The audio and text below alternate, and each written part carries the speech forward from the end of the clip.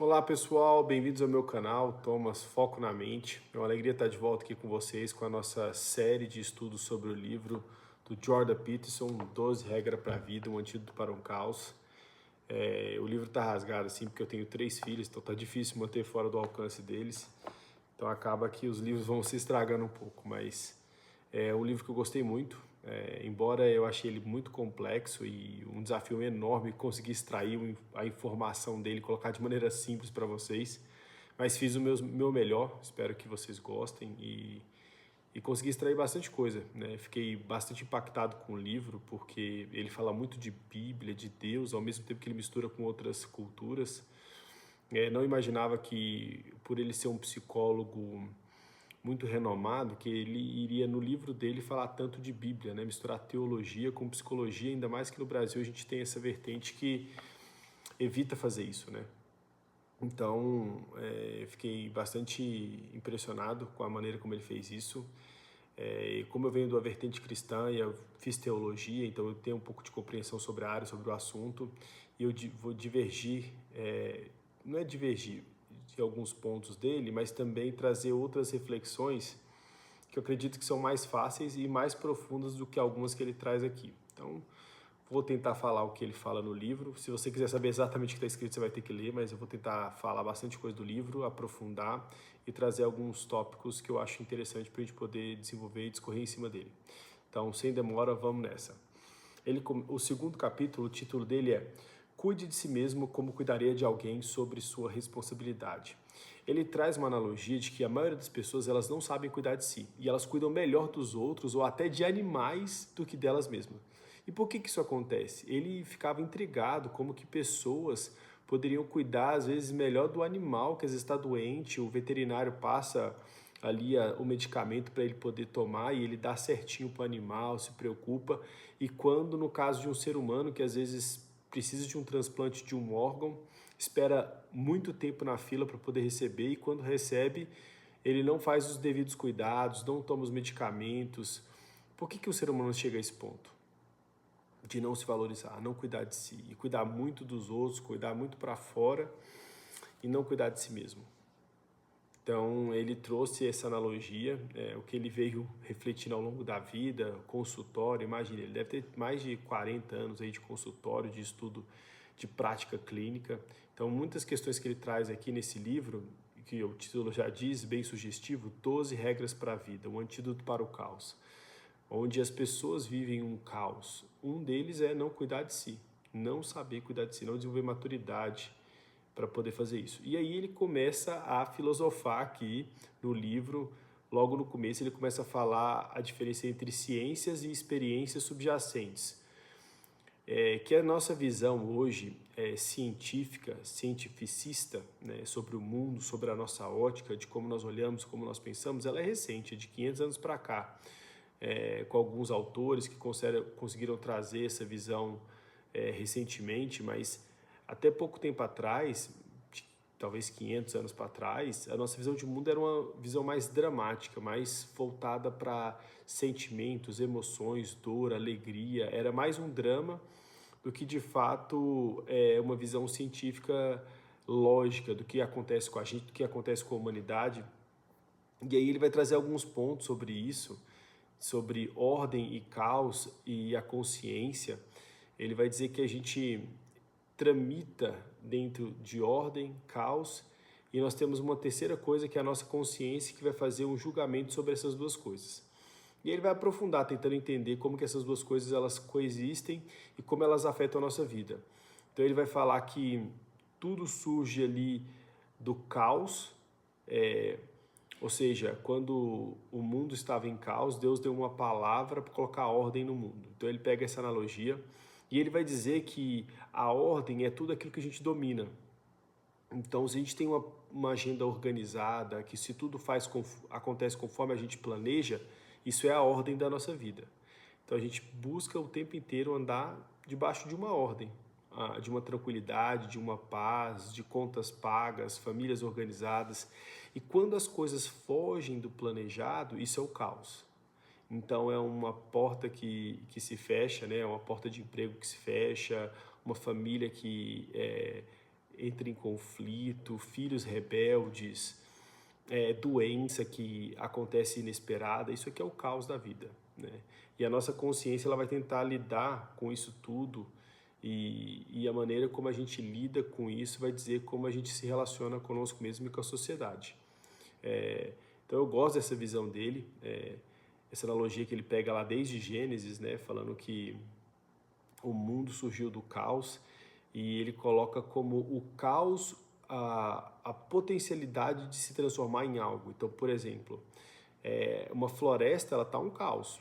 Então ali é um caos, tudo desorganizado, sujeira. Mas o ser humano pode chegar lá e transformar aquela floresta num lindo jardim. Então, usar tudo aquilo que tem na floresta e transformar aquilo ali em ordem.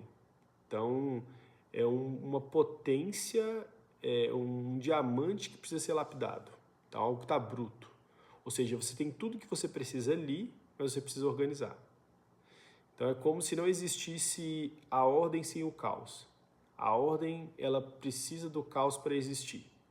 E aí ele mistura muita coisa, porque logo depois ele mistura ali o yin e yang, né, como se o bem não vivesse sem o mal e o mal não vivesse sem o bem. Eu discordo um pouco disso, depois eu vou falar para vocês. Mas ele fala que a gente está sempre acostumado a tramitar entre ordem e caos, e a gente pode ver isso nos contos de fadas, né? A Bela e a Fera, o Rei Leão, a Bela Adormecida. Por quê? Porque sempre você vai ver nesses desenhos uma ordem e o caos. Então, na Bela e a Fera, a ordem é quando ela está em casa, com o pai, tudo ali bonitinho, e quando ele vai para a floresta, ele vai para o desconhecido, ali é o caos. A Bela Adormecida é a mesma coisa, ela está em ordem, e aí ela tem que enfrentar o caos de uma madrasta, fugir e enfrentar o desconhecido, para depois estruturar uma ordem de novo. Então, a nossa vida é cheia disso, né? De ordem e caos, e isso é importante para o nosso desenvolvimento, para o nosso crescimento. Embora eu não compactue com ele, dessa visão ali de yin e yang, do bem não existir sem o mal e o mal não existir sem o bem, e um precisar do outro para coexistirem, eu não acho que seja bem assim teologicamente falando, né? Tem até aquela famosa frase lá, não sei se foi Einstein que falou, mas dizendo que o professor de sala explicando isso, né, que o bem não existe sem o mal e que Deus criou o mal, e aí ele foi falar que, na verdade, não, que você não mede a escuridão de fato é a ausência de luz, você só mede o quão luz algo tem, ou o espaço tem, e você não mede igual o calor, você não mede a ausência do calor, o frio, você mede a ausência do calor. Então, dentro dessa analogia, né, não é que um existe sem o outro, é que a ausência de um se torna o outro. Então, você tira as luzes, fica as trevas. Vamos lá, eu estou lendo algumas coisas que eu tirei do livro aqui para trazer mais clareza, porque é muito denso, muito complexo, e para ser mais objetivo e claro também, para não ficar divagando. Mas vamos lá. Compara com o caminho apresentado por Cristo. Aí aqui ele começa a entrar na Bíblia, que já começa a ficar um pouquinho desafiador. Cristo, João 14,6. Eu sou o caminho, a verdade e a vida. E Mateus 7,13. Como é estreita a porta e apertado o caminho que leva à vida. São poucos os que a encontram. E aí, de novo, ele está usando essa analogia de ordem e caos, né? Onde Cristo chama a gente para a ordem, como a porta e o caminho que leva à vida são poucos os que encontram.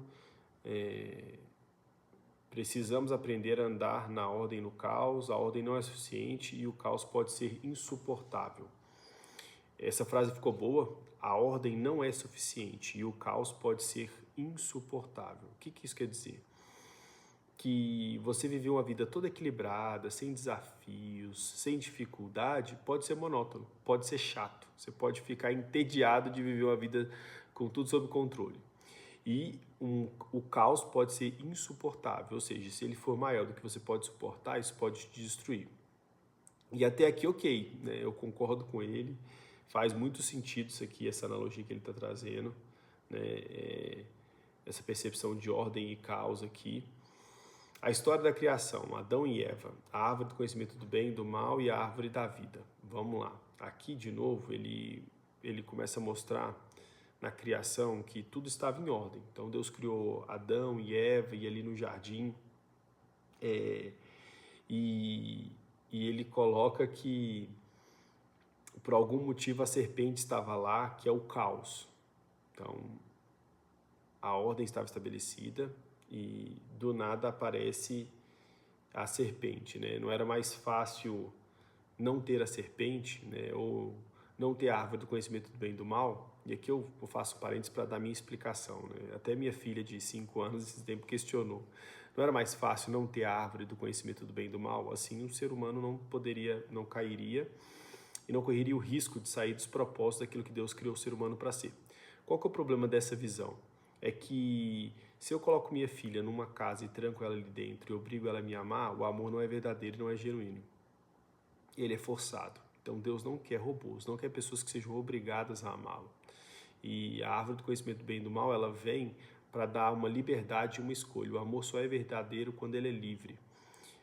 Então por isso que tinha a árvore do conhecimento do bem e do mal. E agora a serpente, ele também não traz aqui uma explicação por que a serpente foi aparecer lá, mas eu trago. Ele acha que foi como algo, não sei se ele dá a entender que ele coloca como algo positivo, tá? Para tirar o homem ali da ordem e levar para o caos, para depois estruturar uma consciência mais elevada. Mas eu discordo completamente, né? Eu acredito que, na verdade, quando houve a queda, né, de Lúcifer e ele caiu aqui na Terra, ele quis se opor a tudo aquilo que representa Deus. Então, Deus não seria justo Deus lidar com Satanás, porque não existe guerra entre Deus e Satanás e Lúcifer, porque é um ser eterno com um ser criado. Então é como se um adulto de 30 anos fosse brigar com uma criança de 1 ano. Então não existe comparação, equiparação de força. Então Deus ele faz um ser criado, ele estrutura o jardim e coloca o ser criado para cuidar do jardim. Então ele tem autoridade para dominar sobre outro ser criado, né? Então, e ele se coloca dentro do homem, né? O sopro da vida, o fôlego da vida é que Deus pega uma parte dele e coloca dentro do homem. Então, para ser justo, né? Uma criatura lidar com outra criatura. Então, a criatura que representa Deus com uma criatura que se rebelou contra Deus. E a serpente, ela vem para tentar degladiar aí e por isso que tem essa analogia aí da serpente. Não como algo que precisaria ter acontecido ou que era necessário, aqui como ele coloca, né? Ele tenta entender. Então, a aparição da serpente é sem compreensão clara, ele fala. Ele acredita que representa a possibilidade de que o desconhecido e o revolucionário se manifestem quando tudo aparenta estar calmo. Ele diz que parece não ser possível, mesmo para o próprio Deus, fazer um lugar circunscrito, totalmente protegido do exterior. Então, olha que loucura, né? Ele fala que até para Deus não seria possível. Lógico que seria, tudo é possível para Deus. A ideia é que Deus quis fazer isso conosco. Ele poderia fazer sozinho, ele pode fazer qualquer coisa. Mas Deus escolheu fazer com a gente. E eu gosto muito de uma frase e de um estudo que eu ouvi, vou atribuir o nome a ele, hoje ele não é uma boa referência, mas por muito tempo ele foi, o Ariovaldo Ramos, e ele falou o perdão que sustenta o mundo. Loucura demais essa reflexão, porque ele vai dizer que a primeira coisa que a Trindade teve que decidir antes da criação da humanidade era se ele iria nos perdoar. Porque Deus já sabia que a gente ia pecar, e mesmo assim decidiu nos criar. Ou seja, eu perdoo antes de você cometer um erro. Então, o perdão é que sustenta o mundo. Por isso que nós somos chamados a perdoar. E o perdoar 70 vezes 7 significa uma natureza perdoadora. Que nós já, através da relação que nós vamos desenvolver, eu já coloco em jogo que se você errar comigo eu vou perdoar. Agora, lógico que perdoar não é ser negligente, não é reforçar o erro, é entender o contexto, né? E saber que o erro ele vai existir, ele pode existir, e a gente tem que aprender a lidar com ele e aprender a perdoar. Lógico que se a pessoa não foi intencional, enfim, tem uma série de coisas aí, mas natureza perdoadora. Então eu gosto muito dessa analogia, que é o que ele não traz aqui no livro, tá? Ele traz uma confusão aqui, né, sobre por que isso acontece, por que da serpente, e ainda ele fala assim, não era mais fácil ter deixado o homem voltar e comer da árvore da vida, porque no jardim do Éden existiam duas árvores, a árvore do conhecimento do bem e do mal e a árvore da vida. Uma que abriu os olhos e ele se tornou, não como Deus, mas os olhos dele se abriram, eles começaram a se tornar conhecedores do bem e do mal. E uma outra árvore que era a árvore da vida, que se eles comessem, eles viveriam eternamente. Então, Deus expulsou eles aí do jardim, colocou anjos ali barrando a entrada. Isso aqui é uma analogia, de fato, acredito que conheceu, mas é mais uma analogia que a gente foi expulso da presença de Deus e a ideia é que a gente não comesse do fruto porque a gente viveria eternamente com aquela natureza pecaminosa, corrompida. E não era isso que Deus queria, que a gente vivesse eternamente com aquela natureza. Então, por isso ele expulsou, para não possibilitar que isso aconteça, né? Mas seguindo aqui...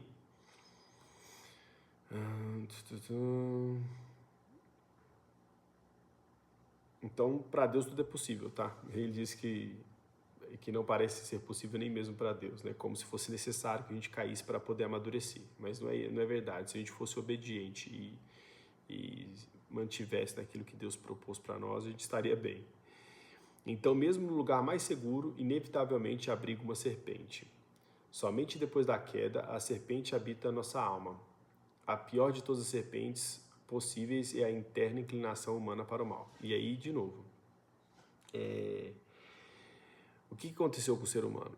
Depois que ele caiu, de fato, uma natureza pecaminosa entrou da serpente no ser humano. Esse é o veneno dela inoculado em nós.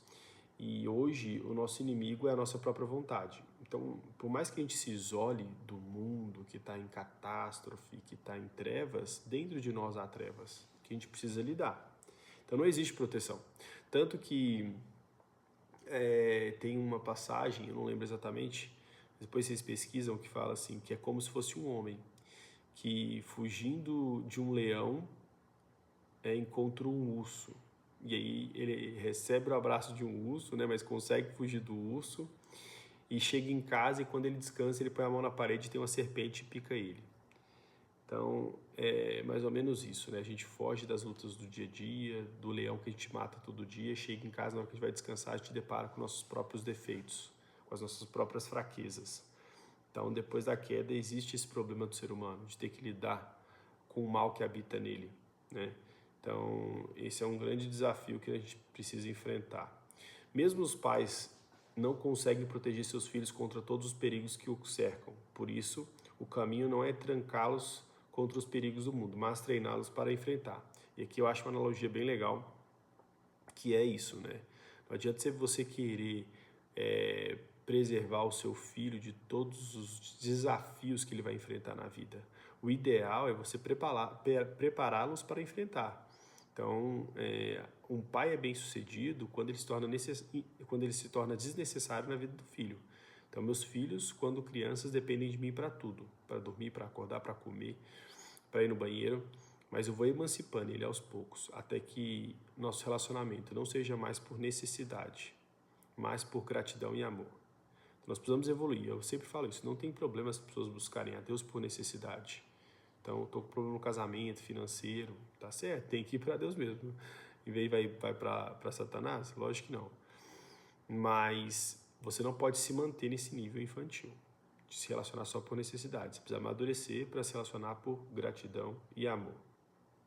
Eu estou dando alguns adendos que são meus, algumas partes que são do livro. A gente vai avançando aqui. Agora ele questiona por que a serpente enganou Eva e não tentou enganar Adão, né? E aqui ele traz essa analogia de ele ter ido em Eva e não em Adão. Ele não traz aqui uma explicação lógica, mas o que eu tenho estudado, o que eu tenho visto é que a primeira palavra de cuidar do jardim foi dada para Adão. Eva não tinha nem existido ainda. Então Deus não tinha ainda nem criado Eva quando Deus deu autoridade para Adão guardar o jardim.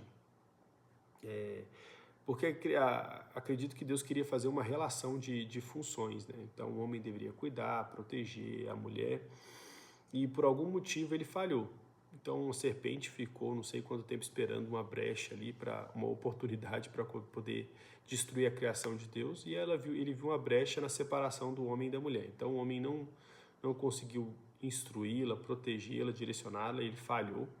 E aí, alguns vão dizer que eles estavam longe, ele estava ausente, por isso Satanás foi em Eva. Outros vão dizer que ele estava presente, mas ele ficou em silêncio, não fez nada. Tem até um livro que chama O Silêncio de Adão, que vai trazer essa abordagem. E eu gosto muito que é toda vez que o homem se encontra em uma situação que ele não sabe o que fazer, ele paralisa. E toda vez que o homem paralisa, o mal entra. E eu acho essa análise muito forte, porque de fato a gente vê isso muito na humanidade.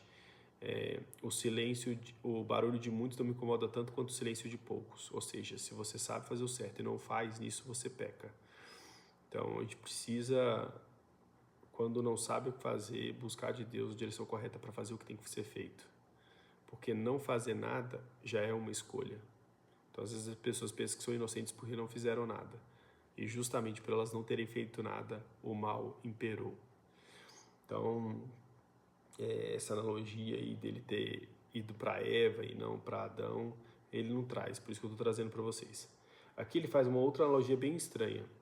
Ele diz que a mulher comeu do fruto e se tornou autoconsciente, e que nenhuma mulher aceitaria um homem não desperto e por isso dá para ele comer.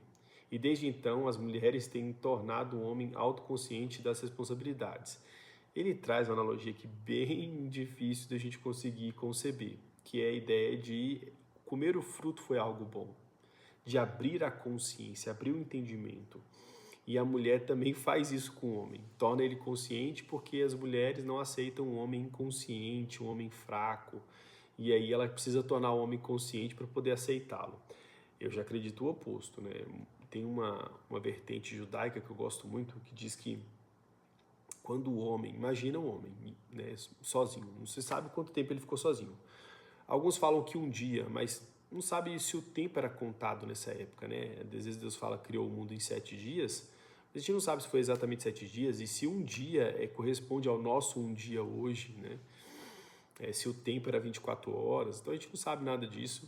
Né? Eu acredito que deveria ser muito tempo, porque ele tinha que nomear os animais, então eu não acredito que um dia é suficiente para você dar nome a todos os animais, cultivar a terra, guardar o jardim, e falava que Deus vinha na virada do dia. Então, assim, tem algumas coisas que ficam meio sem a gente poder dar o veredito, mas agora perdi um pouco da autoconsciência. Entendi, do fruto. Então, Deus criou Adão e imagina quanto tempo ele ficou ali nomeando os animais. Imagina ele sozinho, dando nome aos animais, e de repente ele começa a perceber uma coisa, que cada animal tinha seu par. Então, a vaca tinha o boi, o cachorro tinha a cadela, o elefante macho, fêmea, o leão, a leoa. De repente ele para e olha para si. Cadê meu par? Então eu acredito que Deus fez isso propositalmente. E aí no momento certo, Deus então coloca ele para dormir e aparece com a coisa mais linda que ele já viu na vida. Então pega uma pessoa apaixonada e potencializa a 1000. Deve ter sido a sensação de Adão ao ver a primeira vez uma mulher na sua frente. Então ele fica extremamente apaixonado e ele sabia da ordem de não comer do fruto do bem e do mal, que quem comesse certamente morreria. E quando ele percebe que ela come, ele não consegue conceber uma vida sem ela. Então ele propositalmente come do fruto, para não ter que viver sem a mulher. Então, por amor a ela, ele se sacrifica. É claro que ele poderia ter se arrependido, ido para Deus, buscado uma alternativa, mas acredito que foi isso que acabou acontecendo, tá? Então ele não traz, isso aqui sou eu que estou trazendo, tá? Dentro dos estudos que eu conheço, que eu acho que vale a pena agregar aqui. Ele coloca a serpente como responsável por nos dar a visão de Deus no fato de termos que estar sempre vigilantes para detectar o perigo das serpentes. Atribui essa fala à doutora Lynn Isbell, professora de antropologia. E ele fala também que sempre tinha uma estátua de Maria segurando o menino Jesus e um réptil atrás com o fruto. Tá? Então olha que loucura. Ele fala que o fato de ter um inimigo faz a gente ficar em alerta. E que isso é bom. Porque a gente desenvolve ferramentas, estratégias. E eu não vejo dessa maneira, tá? Eu acredito que as nossas ferramentas, elas não devem vir de um alerta constante contra o perigo, mas de um descanso eterno e um Deus poderoso.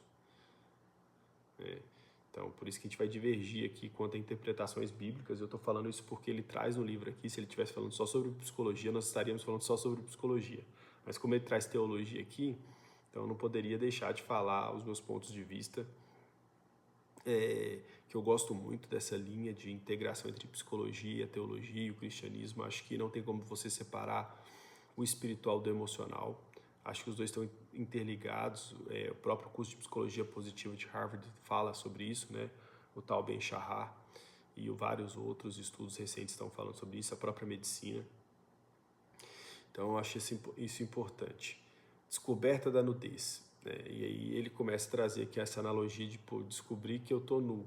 Depois que ele come, a consciência dele abre e ele descobre que ele está nu. E ele vai dizer uma analogia que uma criança também, até ela perceber que ela está nu, ele diz que o filho dele, a primeira vez percebeu que estava nu com 3 anos de idade. Nudez significa vulnerabilidade e saber que pode ser ferido. Adão e Eva usaram folhas de figueira na tentativa desesperada de cobrir a nudez. Então, o que seria estar nu? Por que Adão se escondeu? Então, nudez é aquela consciência de que eu fiz algo errado. Com certeza, se você é pai, seu filho já fez alguma vez isso. Fez algo errado e foi e se escondeu de você. Fala a verdade, os meus fazem isso. Se eles estão aprontando, eu chamo eles vão correndo para se esconder. Por quê? Medo de punição. Tá? Então, medo de ter que arcar com as consequências dos seus atos. Então, isso é um ato infantil, a fuga. Então, descobri que eu estava nu, essa consciência de nudez, e tive vergonha. Vergonha do quê? Do meu ato, do que eu fiz de errado. Porque antes eu estava nu e não tinha vergonha. Então, por que agora se escondeu? E folha de figueira é uma tentativa humana de esconder a sua nudez, a sua falha. Nunca vai funcionar. Alguns estudiosos dizem que até eles pegaram folha de figueira que apertava e machucava e era venenosa. Então, quando Deus aparece, para cobrir a nudez deles, ele mata um animal e cobre a nudez. Fazendo uma analogia a Cristo, que foi um animal que foi morto para cobrir a nossa nudez. Então, isso aqui ele não traz no livro. Então, por isso que eu falo que a percepção dele ali sobre algumas coisas ainda é um pouco vaga. O fato de esconder revela algo profundo. A beleza envergonha a feiura, a força envergonha a fraqueza. O ideal nos envergonha a todos. Por isso, muitas vezes odiamos quem é melhor do que nós. Isso aqui é muito sério. Então, assim, como você mostra que às vezes uma parede está torta? Quando você coloca uma reta do lado. Como que você consegue enxergar de maneira mais nítida uma construção torta? Quando você coloca uma reta do lado. Então, tudo que faz as coisas corretas automaticamente revela o errado. Então, se não tiver luz, eu não consigo ver a sujeira. Se tiver tudo escuro. E muitas pessoas, elas são confrontadas quando elas veem alguém fazendo algo melhor do que elas ou mais correto do que elas. Automaticamente isso denuncia a incapacidade delas. E isso chateia as pessoas, isso às vezes envergonha, Às vezes tem mulher que não gosta de andar perto de uma outra mulher que é mais bonita. Um cara não quer andar perto do outro cara que é mais inteligente, que é mais forte. Então isso expõe. Então tudo é uma questão de comparação. Beleza é uma questão de comparação. Tem lugar que ser mais cheinho é mais bonito, tem lugar que ser mais magro é mais bonito. Então tudo é uma questão de comparação. E dentro dessa questão, expõe a nossa vergonha. Então tem pessoas que tentam diminuir os outros para se sentirem melhor, porque eles precisam justificar a infelicidade deles. Então às vezes ele vê alguém sendo bem sucedido, ele já coloca um defeito. Ele roubou, ele maltratou, ele passou por cima, porque eu preciso justificar o meu sucesso. E aí, às vezes eu estou me sentindo tão mal que eu preciso diminuir o outro para colocar no mesmo nível para eu me sentir melhor. Então tudo isso aqui é um problema da queda do homem. Isso aconteceu com Caim e Abel, Um deu uma oferta para Deus, foi aceito, e o outro não. E isso fez com que Caim ficasse furioso, porque um foi aprovado e o outro não. Por que eu não fui aprovado? E agora eu tenho ódio do meu irmão. Por quê? Porque ele foi aprovado e eu não. E aí eu quero matá-lo, ele. E aí Deus fala para ele, Caim, porque seu rosto se turva, sua testa se franze, né? De raiva. Domina, né? Aceita que às vezes o outro pode ser melhor que você em alguma coisa. Não deixe esse ódio te consumir, essa raiva, essa ira. Entenda que em outra coisa você pode ser melhor. Por isso, quem tem identidade não se sente diminuído quando ele vê o outro sendo melhor em algo que ele não é. Por isso é importante desenvolvermos identidade, saber aquilo que a gente é bom, para não precisar o tempo inteiro diminuir o outro para nós nos sentirmos melhor. Deus procura Adão e Adão se esconde. Quão cômico é isso? Estava nu e me escondi. Isso aqui eu já falei para vocês. Quem lhe disse que estava nu? Ele culpa todo mundo que conhece. Ele coloca como se Eva tivesse alguém para culpar, mas Adão não. E aqui, olha só. Quando Deus pergunta para Adão, ele culpa todo mundo, né? Foi a mulher que o Senhor me deu. Então ele culpa todo mundo que ele conhecia, a mulher e Deus. E aqui, por que a culpa recai mais sobre Adão? Ele coloca que porque Eva, de fato, tinha a serpente para culpar, mas Adão não tinha ninguém. Ele era responsável e ele caiu. E eu acredito que isso é uma consequência do pecado, né? É eu querer transferir responsabilidade e culpa. Por isso que Jesus fez o oposto. Ele pegou a culpa de todo mundo e assumiu a responsabilidade. E não transferiu a responsabilidade dele culpando os outros, como Adão fez. Agora Deus amaldiçoou a serpente para se arrastar e ser pisoteada. Aqui ele traz uma analogia da serpente, ela realmente, ou ela voava, ou ela tinha pernas, e agora ela iria rastejar. Ele colocou como algo negativo que a serpente iria rastejar, podendo ser pisada pelo ser humano. Sempre com medo de ser pisoteada. Mas tem uma coisa também que é muito interessante, que fala que ela viveria do pó da terra. Eu acredito que o ser humano veio do pó e volta para o pó, como a Bíblia fala. Ou seja, a serpente iria se alimentar de seres humanos caídos. Por isso que em Gênesis ela aparece como serpente, em Apocalipse como dragão, de tanto ela se alimentar de seres humanos caídos. Por isso a importância de você não ser uma pessoa caída, né? Para não se tornar alimento de demônio. A mulher terá filhos com dor e desejará um homem indigno. Então aqui as consequências do pecado ele traz, ele não aprofunda muito. Ele coloca como se o homem tivesse tido o poder de visão, ver o futuro, e por isso teria que trabalhar mais arduamente para garantir proteção e deixar de lado o prazer.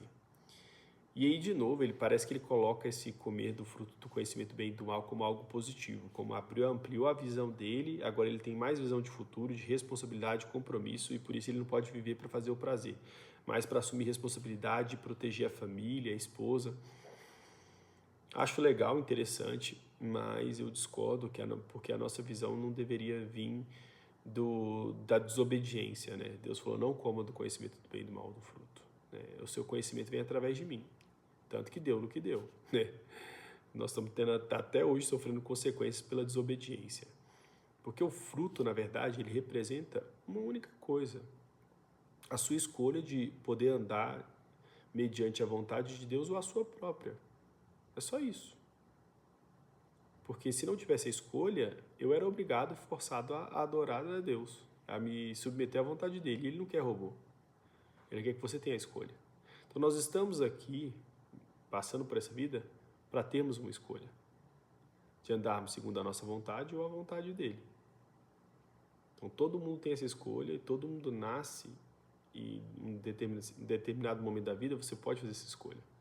E é claro que quando a gente escolhe buscar andar pela vontade de Deus, a gente ainda assim vai errar. Mas ele conhece o nosso coração e vai consertando como um pai ajuda o filho a amadurecer.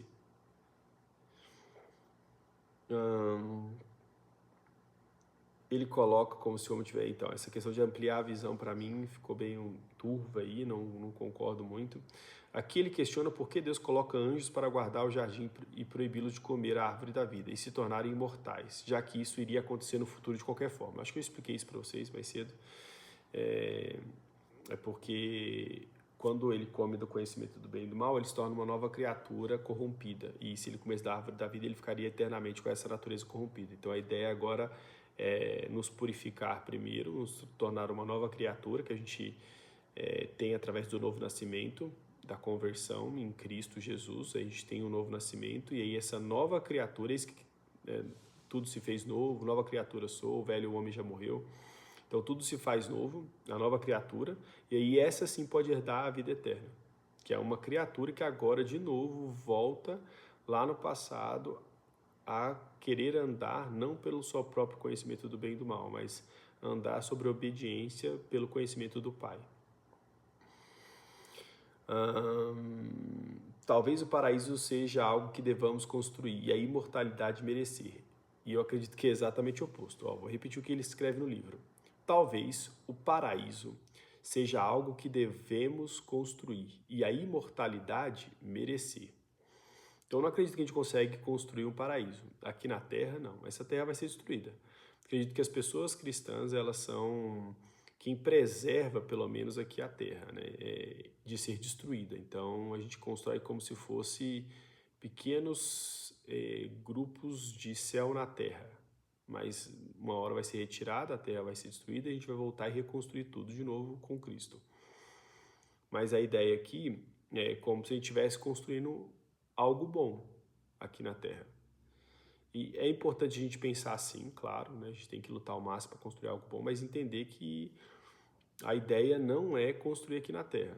Tá? A ideia é sermos representantes, uma embaixada, somos embaixadores de Cristo, ou seja, o mundo aqui jaz no maligno, mas a gente tem embaixadas aqui que a gente governa. Então, embaixador de Cristo significa que a gente representa um outro país estando fora. Né? Então, a gente vai representar o nosso país em outro país. Então, a gente está aqui representando o céu nesse mundo caído. E a imortalidade merecer. Não. A graça é favor e merecido. Então, a gente não vai merecer. Embora eu ache interessante isso aqui, porque se você pensar que você tem que...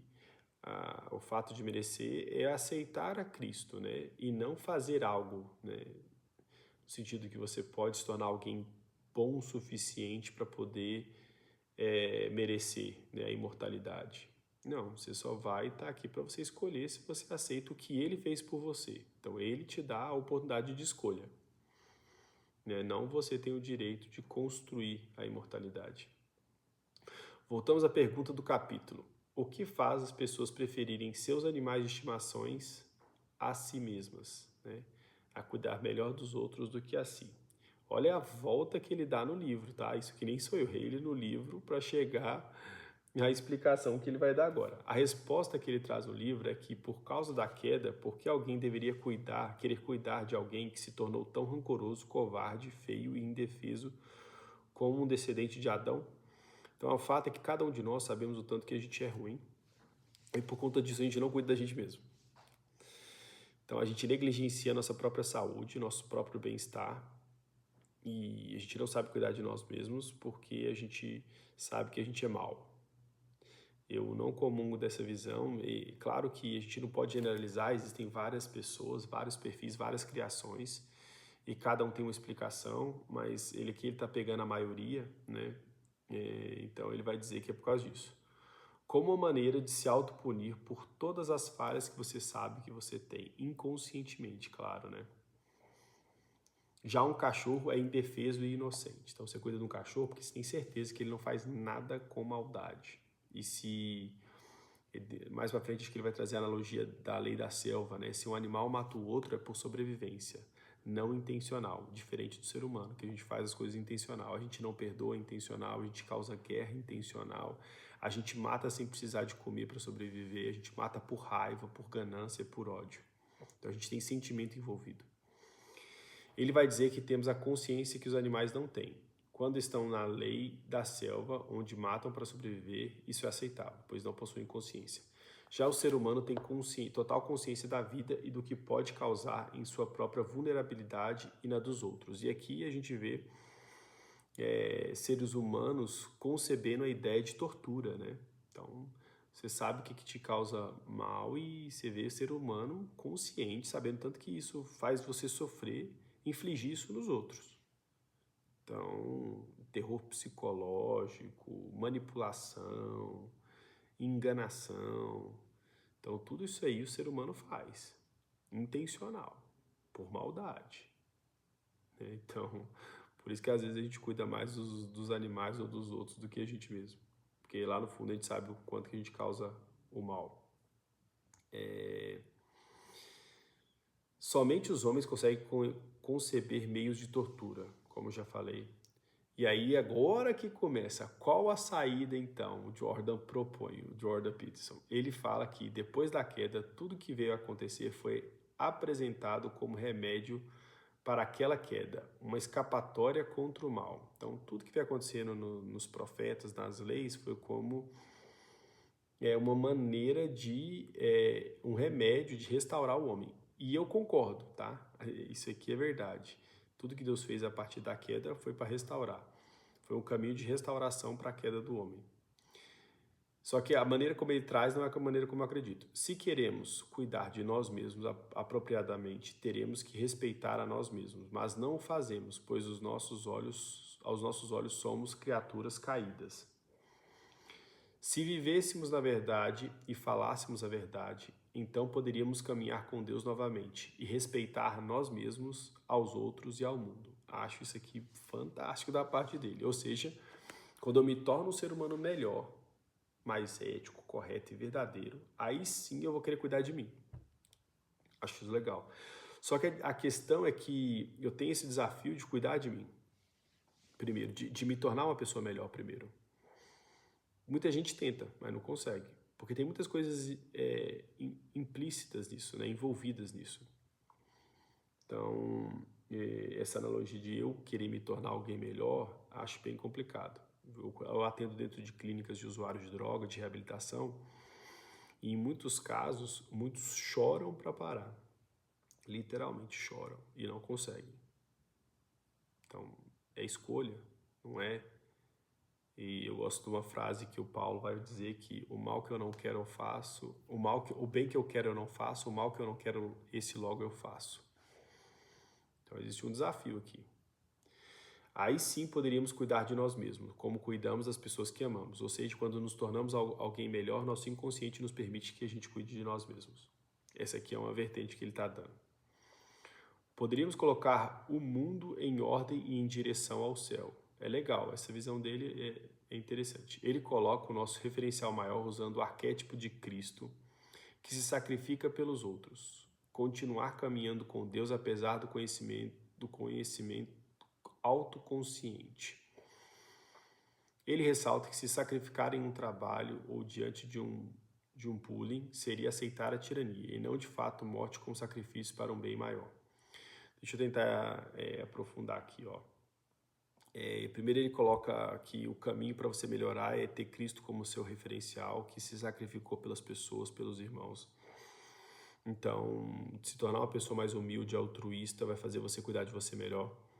Então a ideia é mais ou menos essa, ter ele como referencial maior de uma vida abdicada em favor dos seus irmãos. E aqui é interessantíssimo, né? Você pega um psicólogo, colocando na segunda página do seu livro como sua maior referência sendo Cristo. Eu não tinha visto até então. Hoje eu conheço alguns outros, né? Mas isso... Aqui no Brasil você tem o Augusto Cury também, que vai falar muito sobre Cristo. E é bem interessante a forma como ele coloca. Aqui ele colocou uma outra coisa, que você ficar sofrendo uma tirania no trabalho ou alguma coisa assim, não é não significa que você é humilde, tá? Às vezes significa que você é só incapaz. Se submeter a uma tirania. Você está sem ferramenta e tudo mais. Não é sobre isso, não. É sobre conscientemente saber o que fazer, se abdicar de algumas coisas no momento certo. Devemos saber quando aceitar e quando nos posicionar. Pois Deus diz: minha é a vingança, eu retribuirei, diz o Senhor. Seguindo essa linha, você não pertence a si mesmo e por isso deve se tratar melhor, pois pertence a Deus. Então, gosto muito dessa parte de você descansar que a justiça vem de Deus.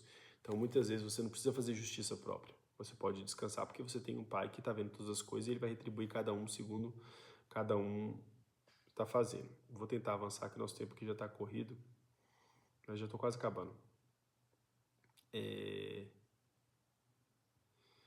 Então, cuidar de si da mesma maneira que cuidaria de alguém sob sua responsabilidade significa considerar o que realmente seria bom para você. Não é o que você quer, nem o que te faz feliz. Acho isso interessante. Então, não é você fazer o que te faz feliz, porque para uma criança, você dá um doce é o que faz ela feliz, mas isso não é bom para ela. Então, é saber de fato o que é bom para você, não o que te faz feliz. Muitas vezes o que te faz feliz não é bom para você. Ele traz uma analogia desafiadora de que temos que trabalhar para trazer o céu para a terra, pois ele não virá por conta própria e que precisamos resistir aos anjos com espadas flamejantes. E eu gosto dessa analogia de você voltar para o passado, voltar lá para o Jardim do Éden, voltar para a experiência de relacionamento com o Pai, mas essa ideia de que nós temos essa capacidade, não, a ideia é, eu acredito, o oposto, né? Você busca Cristo, Ele te muda, e aí Ele estabelece o propósito dele em você. Não é você que vai lutar, né? Sujeitai-vos a Deus, resistir ao diabo e ele fugirá de vós. Então, se sujeitar a Deus é que é o caminho, né? É você entender a vontade dele para o hoje, porque ele tem algo para realizar hoje. Se eu for querer construir e me esforçar para batalhar, para estabelecer o céu na terra, não acredito que seja esse o caminho. Acho que muitas pessoas estão equivocadas, principalmente cristãos e política, por conta disso, por quererem trazer o céu para a terra. E nós não vamos trazer aqui, nós estamos de passagem mesmo e para poder resgatar o máximo de pessoas para levar para o céu, né? E enquanto a gente estiver aqui, a gente é resistência contra as coisas malignas. E aí agora ele começa a citar Nietzsche, que para mim já é bem complicado, porque Nietzsche era um ateu e ele morreu louco mesmo, né? Ele teve alguns surtos lá. Mas olha a frase que ele cita: aquele cuja vida tem um porquê pode suportar quase todas as coisas. É por Nietzsche, né? Então, por mais que ele fosse ateu, muitas coisas que ele fala são relevantes. Então, você tem um porquê, um propósito. São 3 coisas que todo ser humano tem que responder na sua vida: identidade, quem eu sou; propósito, para que eu estou aqui; e destino, para onde eu vou. Deixa eu ver aqui. Ele coloca que você deve ter o objetivo de estar mais próximo do céu e distante do inferno, que seria sua luta interna para se tornar uma pessoa melhor e, consequentemente, tornar o mundo um lugar melhor. Acho legal essa luta interna. A gente, de fato, tem que lutar contra as nossas próprias vontades, nossa própria ganância. Você não precisa ensinar nenhuma criança a ser egoísta. Todas as crianças nascem, por natureza, egoísta. Então, pega um brinquedo de uma criança de 2, 3 anos. Ela vai te morder, ela vai ficar com raiva. Então, divide algo errado entre as crianças, ver uma brigando com a outra, uma querendo ser melhor que a outra. Então, se você não precisa ensinar, faz parte da natureza do ser humano. Agora, para ser altruísta, para pensar no outro acima de você, para poder servir as pessoas, isso aí tem que ser ensinado. Para ser humilde, é um esforço muito grande. Muita gente não consegue. Então, faz parte da natureza ser soberbo. E precisa ter alguém, um pai que educa o filho para ser humilde, para ser altruísta. Então eu gosto dessa analogia de você ter que lutar contra as suas inclinações naturais para ter o seu benefício próprio, para passar em cima das pessoas, para quem chega primeiro bebe água limpa, o mundo é dos espertos. Então tudo isso aqui é ensinado, isso aqui é o caos. Porque se cada um pensa em si, um passa em cima do outro e o mundo fica ruim. Agora, se a gente pensa no próximo, a gente transforma o mundo e ele começa a ficar melhor. Estabelecendo um significado que justificaria sua existência. Isso é importante, é o propósito. Isso eliminaria a vergonha e a natureza pecaminosa e o levaria de volta a caminhar com Deus no jardim. Muito legal. Eu gosto de algumas coisas que ele faz. Eu sigo essa vertente de você voltar lá no início para viver uma vida plena. Aquilo que era o propósito original, que a gente pecou e partiu dele, mas a forma, algumas coisas que ele coloca aqui acaba ficando turvo. Cuide de si mesmo como cuidaria de alguém sobre sua responsabilidade. Então, acho legal. Eu vou agora só trazer, antes de eu entrar em algumas outras coisas, a minha explicação, tá? Por que as pessoas não cuidam de si? Por que elas cuidam melhor do animal, de um amigo, do que cuidam de si mesmas? Isso aí principalmente acontece na infância, é como os pais programam o cérebro da criança. Então, antigamente, quando tinham muitos filhos, os pais sempre ensinavam os filhos mais velhos a cuidar dos outros. Então, os filhos sempre ficavam preocupados com os outros. E quando eu crio meus filhos preocupando só com sustentar ele, dar bens materiais e nunca olhando para eles mesmos e perguntando como é que eles estão emocionalmente, e às vezes eles me veem também vivendo uma vida assim, onde eu vivo a vida olhando sempre para fora, preocupando com os outros e nunca comigo, eu ensino que esse é o natural. Não preocupar com você, não cuidar de si e cuidar dos outros. Então isso é uma programação que você faz na vida da criança. Então você tem que ensinar ela a ter o equilíbrio, aprender a cuidar de si e dos outros. E tem pessoas também que não querem olhar para o problema interno. Então elas têm tanta crise interna que elas vivem cuidando dos outros para não ter que parar e olhar para o próprio caos, para colocar a casa em ordem. Então, existem alguns motivos, mas o principal que eu sempre vejo é na criação.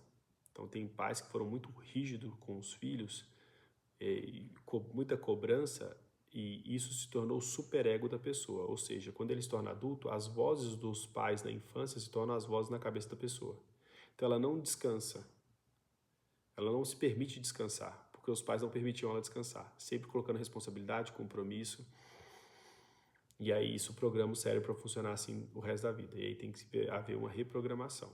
Então eu acredito que é por isso, que não é o que ele traz no livro. Vou ler um texto do livro, que já está no final, que eu achei bem legal, depois eu coloco aí. Você precisa considerar o futuro e pensar: como a minha vida seria se eu tivesse cuidando de mim adequadamente? Qual carreira me desafiaria e me tornaria produtivo e prestativo, de modo que pudesse carregar minha parte do fardo e aproveitar as consequências? O que eu deveria estar fazendo quando tenho uma certa liberdade para melhorar minha saúde, expandir meu conhecimento e fortalecer o meu corpo?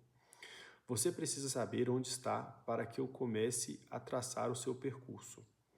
Você precisa saber quem é para que entenda suas armas e fortaleça a si mesmo em respeito às suas limitações.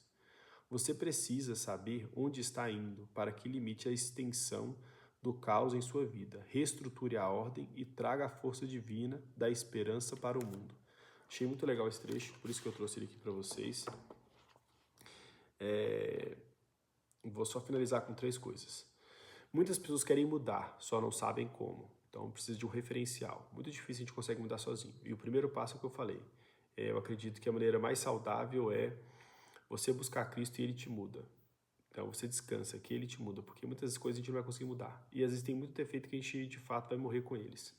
Mas a gente está em paz, que é o nosso melhor para buscar a Deus e fazer a vontade dEle, a gente está fazendo.